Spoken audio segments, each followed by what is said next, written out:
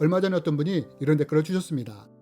성령을 받은 사람도 악한 영이 거할 수 있나요? 라고 말입니다. 여러분 누군가가 이렇게 묻는다면 뭐라고 대답하시겠습니까? 이에 대해 여러 가지 견해와 말들이 있습니다. 그렇다면 여러분, 과연 성경은 이에 대해 우리에게 어떤 가르침을 줄까요? 오래전에 저는 이렇게 따지는 사람을 만난 적이 있습니다. 그분은 어떻게 말했느냐? 믿는 자들은 결코 귀신 들릴 수 없습니다. 라고 말을 했습니다. 여러분 이에 대해서 어떻게 생각하십니까? 그런데 여러분 아십니까? 이 말이 맞는 것 같은데 사실 이 말은 반은 맞고 반은 틀리다는 사실을 말입니다.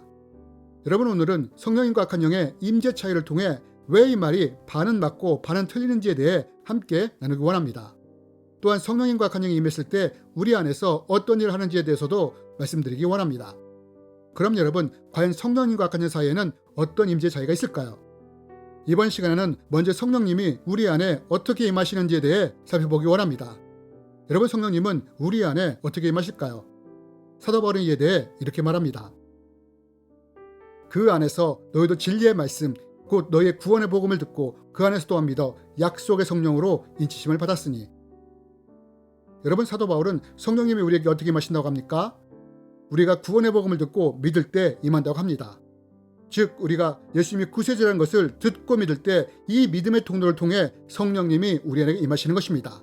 우리의 영 안에 임하시는 것입니다. 반면 악한 영의 경우는 어떨까요? 사탄의 무리들의 일반적인 침투 방법은 이렇습니다. 사탄은 먼저 생각으로 죄를 짓게 만듭니다. 그리고 그 생각의 죄가 마음에 심겨지고 자라기 시작한다면 사탄은 이 죄의 통로를 통해 우리 안에 침투할 수 있습니다. 우리는 이것을 가룟 유다를 통해서 볼 수 있습니다. 여러분, 사탄이 가룟 유다에게 먼저 죄된 생각을 넣지 않습니까? 예수님을 팔라고요. 그리고 가룟 유다가 이 생각의 죄를 마음에 품기 시작할 때 사탄이 어떻게 했다고 합니까? 유다 안으로 들어갔다고 합니다. 이것이 사탄의 무리가 우리 안에 침투하는 방법입니다. 여러분, 성령님은 믿음의 통로를 통해 임재하시는 반면 악한 영은 죄의 통로를 통해서 우리 안에 침투한다는 것입니다. 그러나 여기서 한 가지 더 기억해야 할 것은 악한 영은 죄의 통로뿐만 아니라 다른 방법으로도 우리 안에 침투할 수 있다는 것입니다. 그것이 무엇이냐? 사도 바울은 말합니다. 분을 내어도 죄를 짓지 말며 해가 지도록 분을 품지 말고 마귀에게 틈을 주지 말라. 여러분, 사도 바울이 뭐라고 말합니까? 분을 내어도 죄를 짓지 말고 해가 지도록 품지 말라고 합니다. 왜요? 분노를 그냥 두면 그것을 통해 마귀가 틈을 탈 수 있기 때문이라고 말합니다. 여러분, 악한 영들은 보통 죄의 통로를 통해 우리에게 침투하지만 만약 우리 안에 상처나 쓴뿌리, 분노의 문제들이 해결되지 않은 채로 남아있다면 악한 영들이 이런 통로를 통해서도 침투할 수 있다는 것입니다. 그리고 침투한 악한 영은 육체 안에 들어와 죄 속에 숨어 우리를 공격하기 시작한다는 것입니다. 여러분, 저는 앞에서 믿는 자에게는 귀신 들리지 않는다는 말은 반은 맞는 말이고 반은 틀린 말이라고 했습니다. 만약 우리가 하나님 앞에서 경건하게 살려고 애쓴다면 이런 사람에게는 구멍이 생기지 않으므로 악한 영이 침투할 수 없습니다. 그럼 이 말은 맞는 말이 됩니다. 그러나 만약 내가 믿는다고 하면서도 죄된 삶을 살아가고 상처와 분노로 구멍을 만든다면 어떻게 될까요? 이 구멍을 통해 악한 영이 침투할 수 있게 되는 것입니다. 그래서 여러분, 믿는 자에게 귀신 들리지 않는다는 말은 반은 맞고 반은 틀린 말인 것입니다. 그렇다면 여러분, 성령님은 믿음의 통로를 통해, 악한 영은 죄의 통로를 통해 우리 안에 들어올 수 있는데 그러면 성령님과 악한 영은 우리 안에서 어떤 일을 할까요? 여러분, 저는 종종 사람들에게 이렇게 묻습니다. 성령님은 우리 안에서 어떤 일을 하시고 악한 영은 우리 안에서 어떤 일을 하냐고요. 그럼 사람들이 다양한 말을 합니다. 그러면서 여러 가지 일을 한다고 합니다. 그런데 여러분 아십니까? 사람들이 다양한 말들을 하지만 사실 성령님이나 악한 영이 우리 안에 들어올 때는 동일한 한 가지 목적을 가지고 우리 안에 들어온다는 사실을 말입니다. 이게 무슨 말이냐?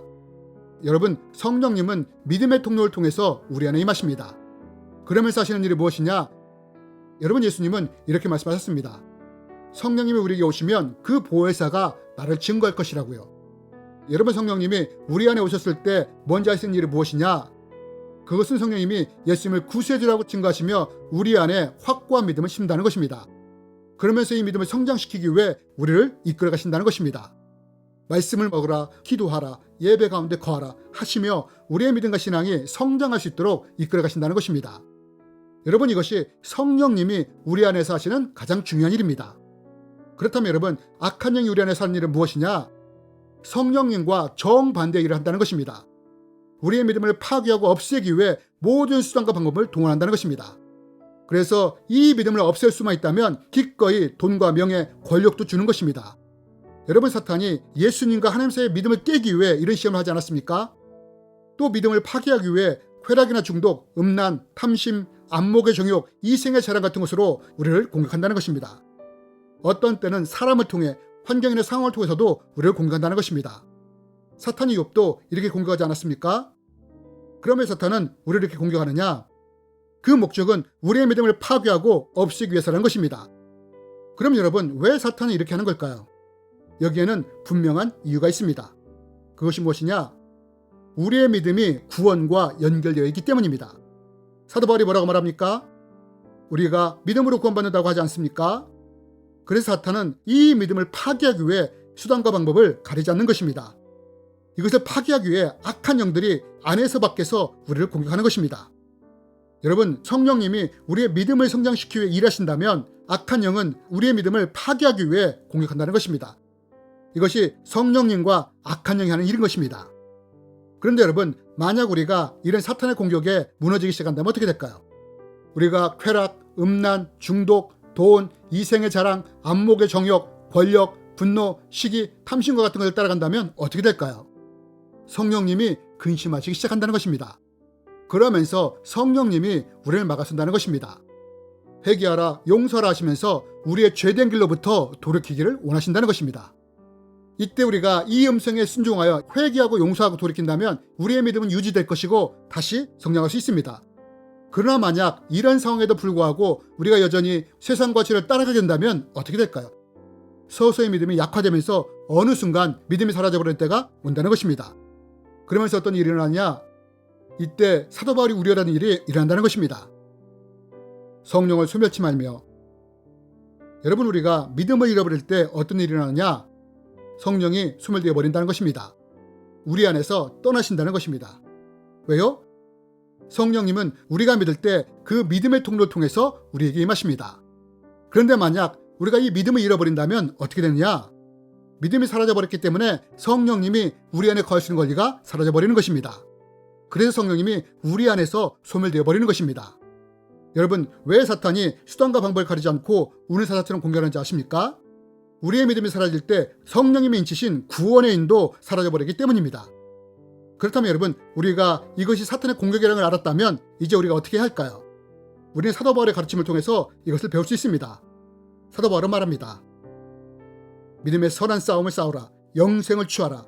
이를 위하여 내가 부르심을 받았고 많은 증인들 앞에서 선한 증언을 하였도다. 여러분, 악한 영은 우리의 믿음을 무너뜨리기 위해 우리의 안팎에서 공격을 해야 됩니다. 이때 어떻게 해야 하느냐? 믿음의 선한 싸움을 해야 한다는 것입니다. 누군가 나를 힘들게 할 수 있습니다. 그래서 불쑥 이런 생각이 들 수 있습니다. 어떻게 그 인간이 나한테 이럴 수 있어? 내가 어떻게 해줬는데? 나는 그 인간만 보면 피가 거꾸로 솟아. 그런데 이때 성령님은 그 사람을 용서하라 라는 말씀을 주십니다. 이때 내 감정이 아니라 말씀을 잡는 것이 선한 싸움이라는 것입니다. 내 감정과 마음은 용납하기 어렵지만 말씀을 붙잡고 용서하며 씨름하며 나가는 것입니다. 이것이 바로 믿음의 선한 싸움인 것입니다. 또한 우리가 세상적인 세속적인 방법을 따르지 않을 때 소멸까지 쓸 수 있고 불법과 불의가 판치는 이 세상에서 정직하고 깨끗하게 살려고 하면 어려움이 있을 수 있습니다. 이때 하나님의 말씀을 붙잡고 세상 앞에 서려고 애를 쓰는 것입니다. 또 내가 했던 일이 죄라는 것을 알았다면 회개하고 돌이키는 것입니다. 이것이 또한 믿음의 선한 싸움인 것입니다. 여러분, 이럴 때 믿는 자들에게 구멍이 생기지 않게 되는 것입니다. 만약 생겼다 하더라도 그 구멍이 막히게 되는 것입니다. 그럼 이런 믿는 자에게는 악한 영이 들어올 수 없게 되는 것입니다. 그러나 이것은 말처럼 쉽지 않습니다.